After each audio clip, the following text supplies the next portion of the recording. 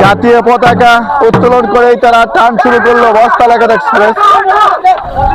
যে টান হয়তো আপনাদের আমি দেখাচ্ছি, হয়তো ঘুরাচ্ছে নৌকা।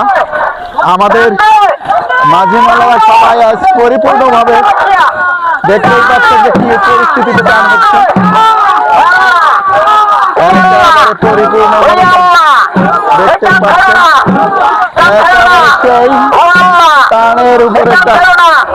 এটাই সেই বস্তাল একাদশ এক্সপ্রেসের নৌকা বা বস্তাল একাদশ এক্সপ্রেসের মাঝি মালারা।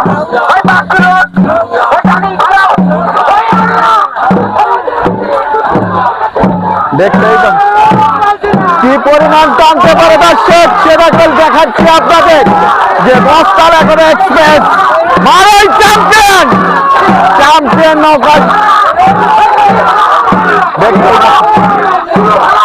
কি পরিমাণ টান হচ্ছে, তাদের যে গতি ইতিমধ্যেই জানান দিচ্ছে 2026 সালে তারা কি করতে যাচ্ছে। হয়তো এ পর্যন্ত কোনো নৌকায় অংশগ্রহণ করে নাই, কিন্তু ভবিষ্যতে করবে ইনশাল্লাহ।